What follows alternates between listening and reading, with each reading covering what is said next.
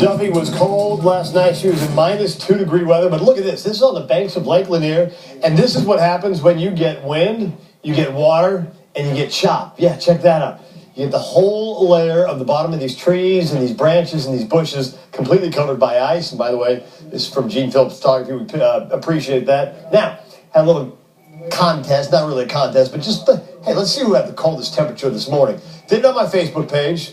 And yes, 2 degrees below zero. That was the current temperature earlier this morning up there in the Blairsville area. Then Morganton down to 0 degrees. This is from Revolution. So 2 coldest temps we can see in the state. As for right now, the numbers look like this. 19 degrees in Canton. It's currently 20 degrees in the Gainesville area. 25 degrees from Eatonton. And 25 degrees right now in Athens. Our skies are totally clear outside. And as you can see, we've just got a couple high, thin cirrus clouds moving in from the south and west. But this big, giant area of cold air that we've seen the last couple of days is now finally rotating out and lifting off towards the northeast. As it does that, our temperatures will actually start to warm it up. We call it a heat wave. We're talking about just 50s out there, but definitely will feel better than what we've seen the last couple of days.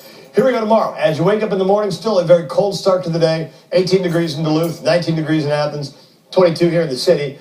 And as you head up to the north tomorrow in the afternoon, 44 from Blairsville. Yes, notice all the temperatures starting to pop up into the 30s, so we get above freezing by around the noon hour. And then late tomorrow in the afternoon, 37 degrees from Clayton, 41 degrees in Canton.